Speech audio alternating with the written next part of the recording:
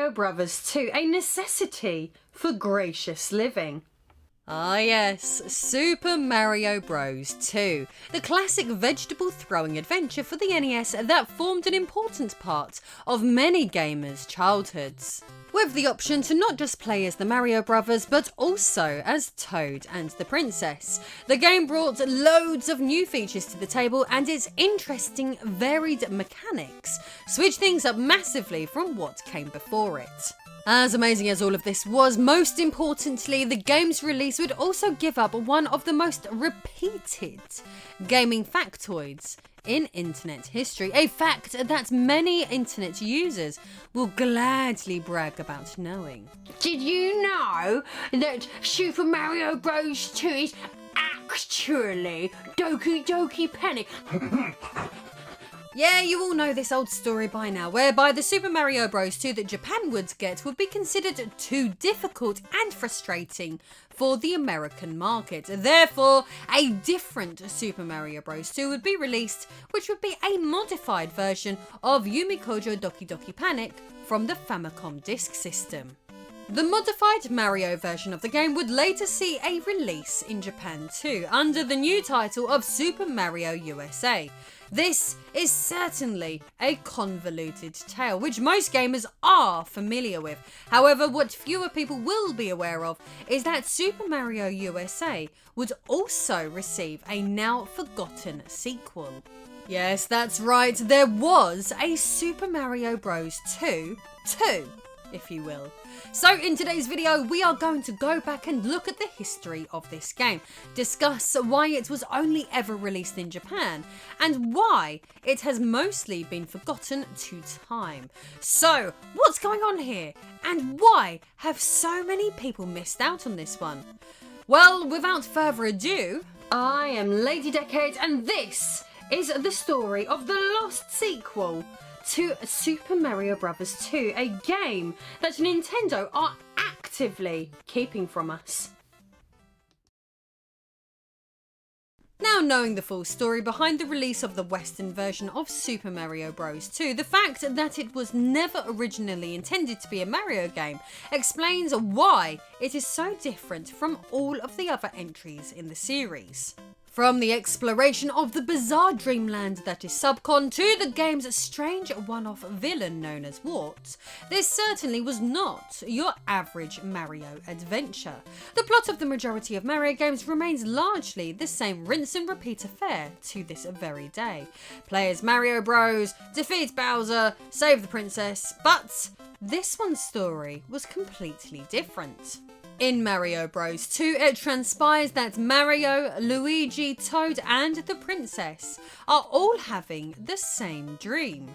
The group goes on a picnic but discovers a cave with a long staircase. Through a door at the top, they are transported to Subcon, revealing their dreams to have been real, setting up the events of the game, the battle against Warts and the freedom of Subcon. In a final twist, at the end of the game, Mario wakes up in his bed, revealing the whole weird adventure to perhaps be nothing more than a dream. What a cop-out. By the time we got to Super Mario Bros. 3 on the NES, Mario and Luigi reverted to saving the princess from Bowser as normal.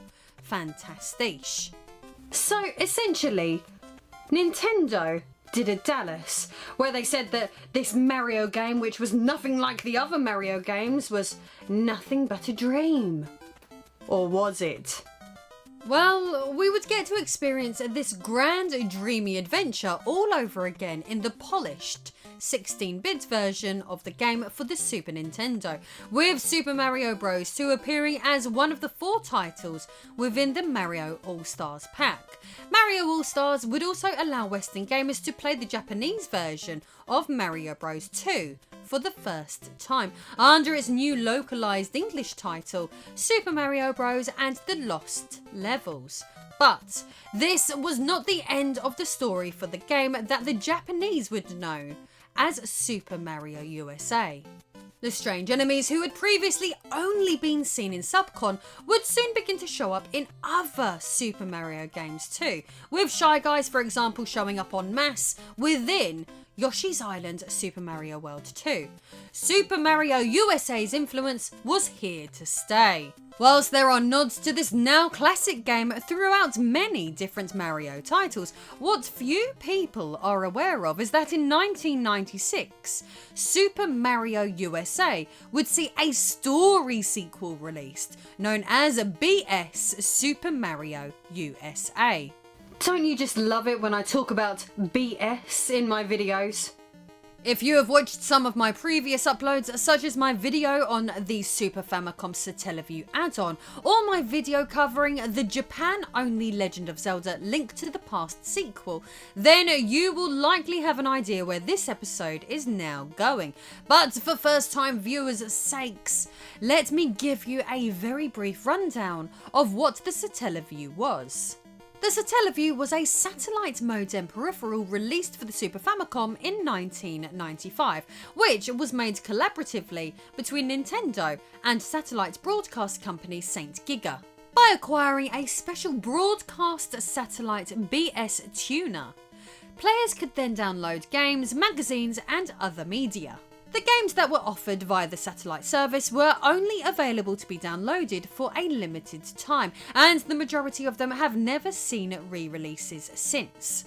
This meant that a lot of the games and media associated with this hardware add-on have now been lost. However, thankfully game preservationists have made a collective effort to gather titles that were downloaded onto old Satellaview ROM carts and uploaded them onto the internet so that more gamers can download and experience these obscure gems. And also, it's a good job that they do, because Nintendo clearly has no intention of preserving these things for the general public to play. Recently on here we looked at the Satellaview's sequel to A Link to the Past, which was known as Ancient Stone Tablets. This title was broadcast in 4 episodic parts and involved completing high-score challenges under time limits to win physical prizes from Nintendo. BS Super Mario Bros. USA has a lot in common with its Link to the Past counterpart, in that it too functioned as the story sequel to a classic game, featured a new story, new challenges, came as 4 episodic downloads, and even made use of the Satellaview's SoundLink feature. Now, we have discussed the SoundLink on here in the past, as it was one of the Satellaview's coolest features. SoundLink games such as Ancient Stone Tablets and BS Mario Bros. USA combined the ability to download software data with the streaming of satellite radio to create amazing experiences with a synchronized accompanying audio presentation, often offering up orchestral soundtracks and heavy voice acting.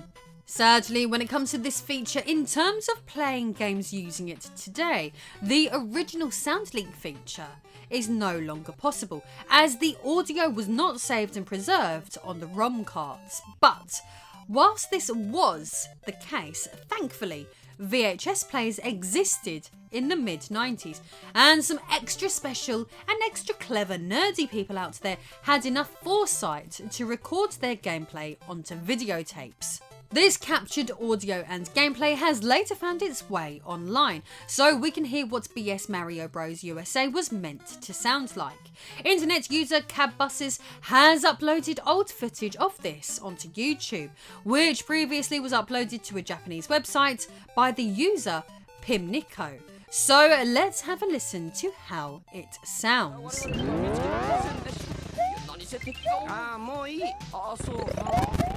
通路さえ見つかれば魔王をやっつけることができるのにな。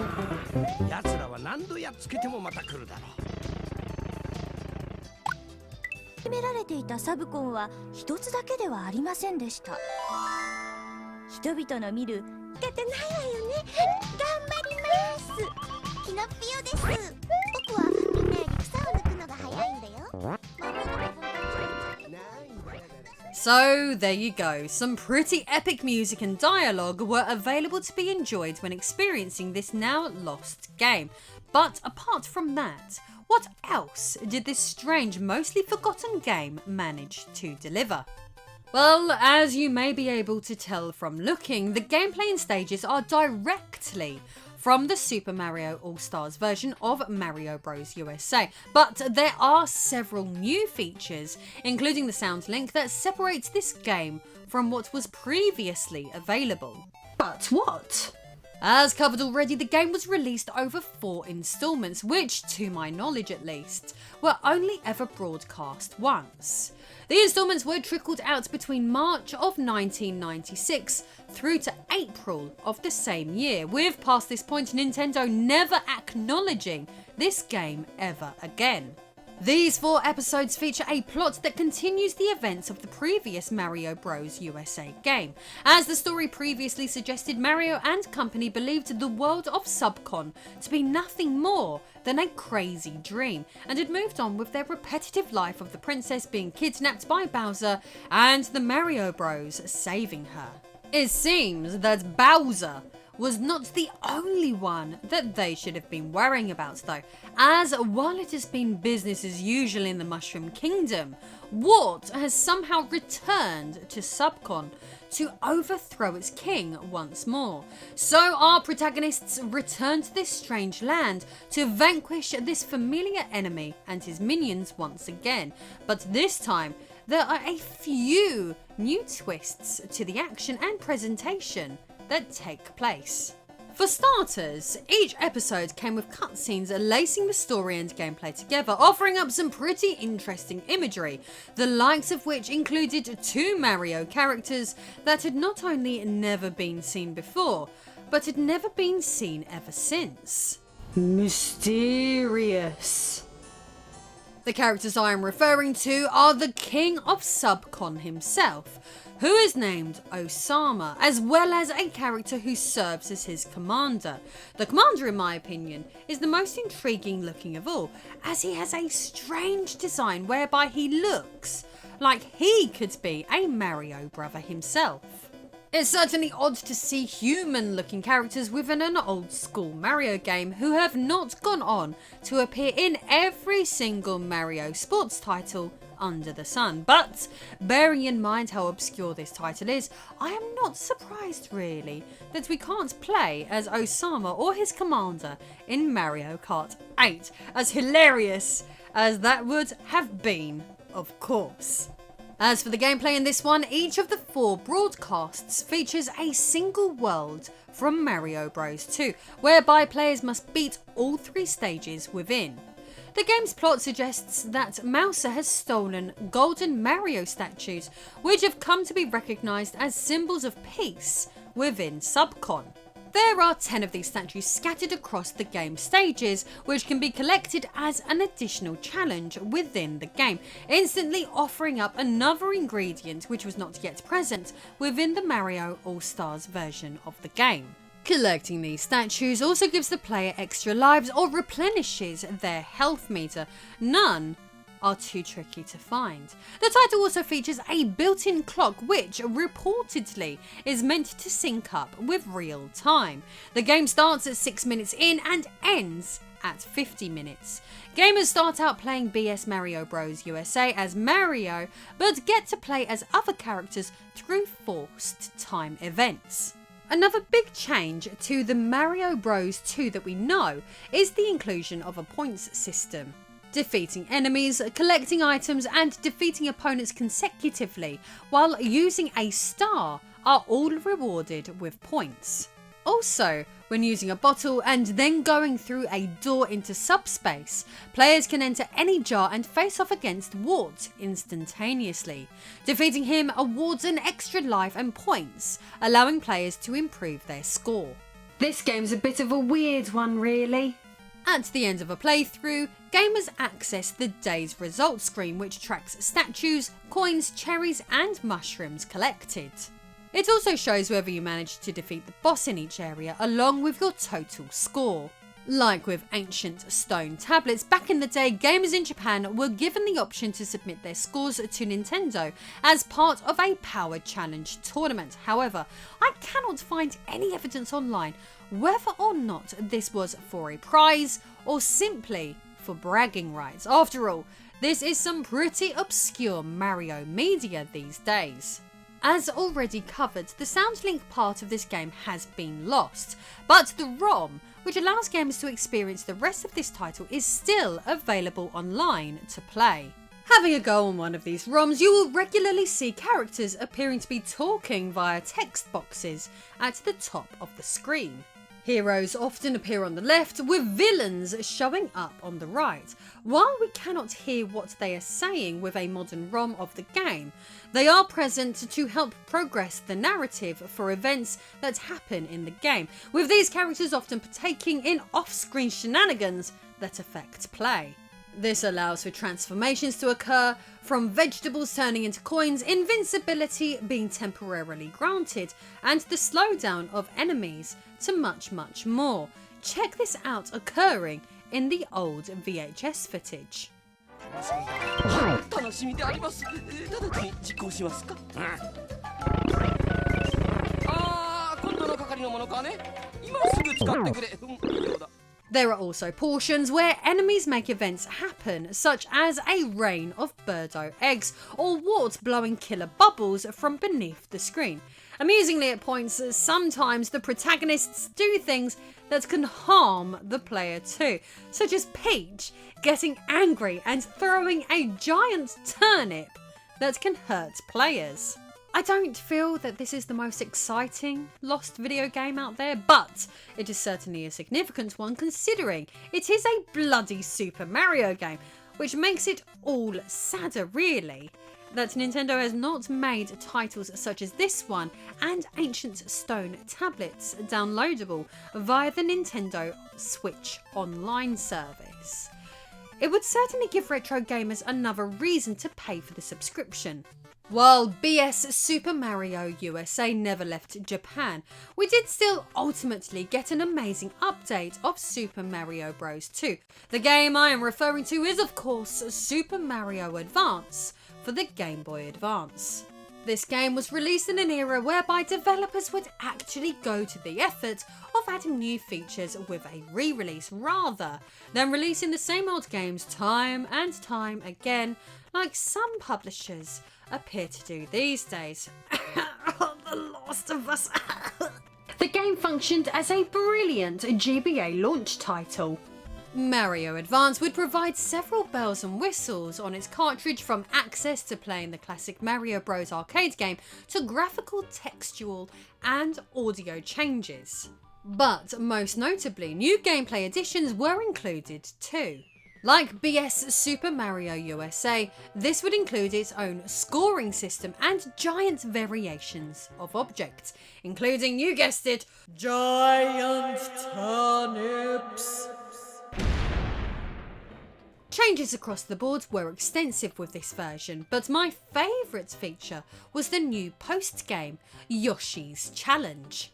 In some ways, this echoes back and has similarities with collecting the Mario statues within BS Super Mario USA, in that after finishing Mario Advance, gamers can go back and revisit all previous levels looking for 2 hidden Yoshi eggs per stage. With no time limit in this one, the Yoshi eggs are hidden much better than the statues, giving the title a lot of replayability. Searching through subspace and looking for these can be a rewarding experience that keeps us coming back for more. Looking back at BS Super Mario USA today, you can probably tell that it likely had a lot of influence on the GBA's Mario launch title, so it's strange to think that similar features were present on the Super Famicom 7 years earlier. Still, it is sad that we cannot play BS Super Mario USA with the SoundLink feature. It would make such a decent addition to the Switch library, so for now at least, the best option is going back and enjoying that grainy VHS footage of a bygone era. So I am Lady Decade, and that was the story of the lost sequel to Super Mario Bros. 2. Well, if you enjoyed this content, then like, subscribe, hit the notification bell and give me a comment down below. And as is usual, at the ends of my videos I like to answer questions from my patrons. So today's question is from Boyd Chan, and Boyd asks, If given the opportunity to travel to Akihabara, what retro game and or hardware would you like most to try and get your hands on? Well, there's a few, to be honest with you. I'd really like to get a Satellaview, and obviously the subject of my previous video, the PCFX, I would very much like to get my hands on that. There's quite a few actually. So I have got a very lovely friend called Quang, who some of you probably already know about, and I've mentioned him quite a few times in my previous videos. Now Quang, with regards to consoles, is pretty certain in England, quite possibly Europe, quite possibly the world, has got the largest collection that I have ever seen of unique official hardware. And a lot of the basically a lot of the consoles that I've covered recently on this channel all belong to Quang. So despite what certain people think that I've got this ultra ridiculous collection of ultra rare hardware, no, I don't. It belongs to my friend Quang. Now the thing that makes Quang very special is that he has actually got his own little indie development studio called Asobi Tech. So he has got Mau Mau Castle and a few other little indie titles, which I want to call Quang Bang, it's not, it's called Defused. But if you ever get the chance to go along to a gaming event, Quang is probably there, and he's probably got some very interesting stuff with him. So you should definitely check him out, and he's on Twitter at Asobi Tech. So I'd like to just say a massive thank you to Quang for being such an amazing friend and lending me all of that stuff so that I could get footage of them and talk about them and hold them in my own sweaty palms to take a look at. So yes, if you would like to have your question answered at the end of one of my videos, then please consider becoming a backer over on Patreon. Thank you very much if you're still here watching me right now, and I shall see you all in the next video. 水晶玉なくしちゃったの？そう、接着剤騒ぎの時に。どうするのよ、大暴れしてるわよ、あの女。マムー様に行ってもう一つもらってくるか。ピーチ姫のドッスンが終わりました。その代わり今度は野菜コインだね。静かだね。どっかへ行ったのかな。もしかして秘密の通路を使って宮殿へ？そんな通路があるのかね。はい、私が戦っている時に聞いたんです。誰かに探させようかの。司令官。かしこまりました。耳だけはいいの。そう、あいつら俺様をこんなところに貼り付けやがって、今度あったら痛い目に。これはピンクの水晶玉じゃないか。